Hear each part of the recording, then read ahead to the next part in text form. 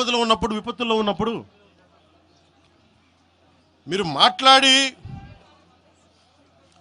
మీరు ఈరోజు మాట్లాడుతూ ఉన్నారు, బెదిరిస్తున్నారు. ఒకటే చెప్తా ఉన్నా, ఇక్కడున్న నాయకులందరూ కూడా, మా శంకర్ గౌడ్ గారి దగ్గర నుంచి ఇక్కడున్న నాయకులు పేరు పేరున, సంపత్ నాయక్ కానీ, సాగర్ గారు కానీ, వీళ్ళందరూ కూడా మీరు బెదిరిస్తూ ఉంటే మేము భయపడి, సారు మీ కాలు మొక్తా సారు, మీ బాంచన్ సారు అని అంత భయాలు ఉన్నాం. మేము వాళ్ళమే కాదు. మీకు మేము ఒకటే చెప్తా ఉన్నా, రాజశేఖర రెడ్డి గారు, వైఎస్ రాజశేఖర రెడ్డి గారు బతికున్నప్పుడు ఆ రోజు మీ గొంతులు ఏమైనాయో? ఆ రోజున మీ అందరి గొంతు తెరిచారా మీరు? ఆ రోజున తెలంగాణ గురించి వీళ్ళు మాట్లాడుతూ ఉంటే ఒకటే చెప్తా ఉన్నా, యువరాజ్యం పెట్టిన తర్వాత మొట్టమొదటిసారి నా మీద కేసు పెట్టి పోలీస్ స్టేషన్లో కూర్చోబెట్టింది తెలంగాణ భీమరావు బాడా కోసం.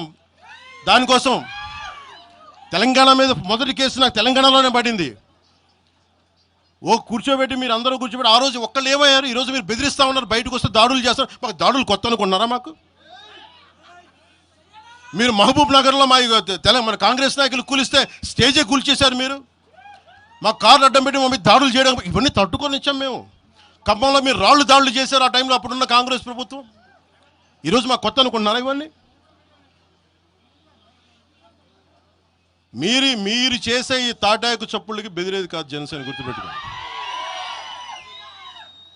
ఏదైనా మాట్లాడితే తెలంగాణ ప్రభుత్వం అధినేతలు కూడా చెప్తా ఉన్నాను, మీ ఇళ్లలోకి వచ్చి దూరిపోయి ప్రైవేట్ ఆస్తుల్లోకి వచ్చి నిజంగా ఒక తప్పు జరిగే ఉంటే, నేను ఈరోజు మళ్ళీ చెప్తున్నాను, రీఐటరేటింగ్, యు సీజ్ ద ప్రాపర్టీ. సంతోషంగా చెప్తున్నా.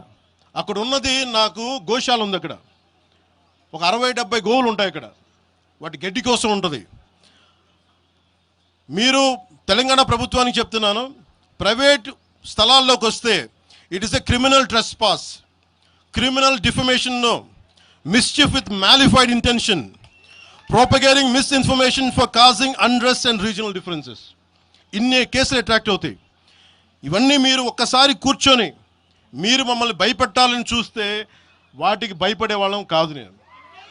మీరు ప్రతి చోట మీరు రీజనల్గా ప్రతిసారి పట్టుకొస్తే ఇక్కడున్న జర్నలిస్టులో కానీ, ఐఏఎస్ ఐపీఎస్లో కానీ అన్ని జాతులు ఉన్నాయి, అన్ని కులాలు ఉన్నాయి. ఒక్క ప్రాంతానికి చెందిన వాళ్ళు లేరు ఈ భారతదేశంలో.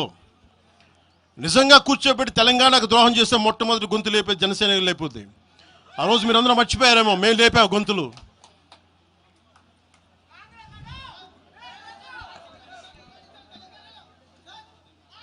కాంగ్రెస్ హటావ్ దేశ్ బచావ్ అని అంటానికి ఈరోజు ఇందాక మీరు చెప్పినానికి చెప్తున్నా, కాంగ్రెస్ నాయకులు మాట్లాడుతున్నారు కొంతమంది, అందరం చెప్పట్లా. కొంతమంది నాయకులు కూర్చొని మాట్లాడుతూ ఉన్నారు, నువ్వు ఎలా తిరుగుతావు, రోడ్ల మీద చూస్తాం, నాలుకలకు వస్తాం, నాలుకలు చీరుస్తామంటే, రండయ్య బాబు మీకు నాలుకలు చూపిస్తాం మీకు కోసుకొని. అలాగే మీరు ఒకప్పుడు ఇలా మాట్లాడిన నాయకులందరూ, రాజశేఖర రెడ్డి గారు తెలంగాణకి విభజనకి నేను వ్యతిరేకం నేను అన్న చెప్పిన వ్యక్తికి పక్కన ఉన్న కొమ్ము కాసిన వాళ్ళు వీళ్ళందరూ మాట్లాడతారు.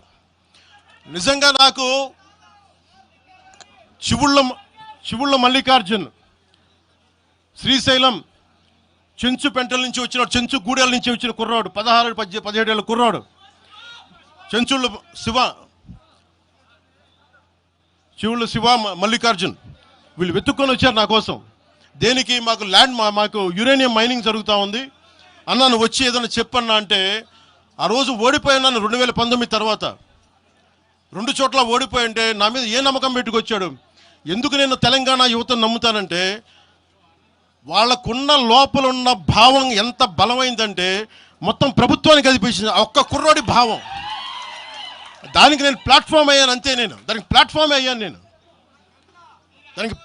అయ్యా. వచ్చి కుర్రోడు రోడ్డు మీద కూర్చొని జనసేన ఆఫీస్ ముందు కూర్చుంటే వెళ్ళి మాట్లాడా, ఏం బాబు ఏం కావాలన్నా అంటే, నీకు కూర్చోబెట్టి, అన్న మాకు యురేనియం మైనింగ్ జరుగుతుందన్న మా శ్రీశైలంలో చెంచుపెంటల్లో, నువ్వు మాట్లాడన్నా అంటే మొత్తం తీసుకొస్తే ఒక్క మాట మాట్లాడితే ఆ రోజున వి హనుమంతరావు గారు, ఇప్పుడు కాంగ్రెస్ నాయకులు వి హనుమంతరావు గారు, మేము కూర్చొని మాట్లాడితే అఖిల పక్షం ఆ రోజు పిలిచాం.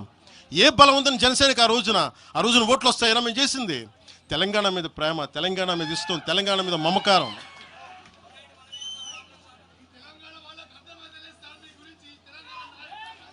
తెలంగాణ ప్రజలు వేరు, తెలంగాణలోని కొద్దిమంది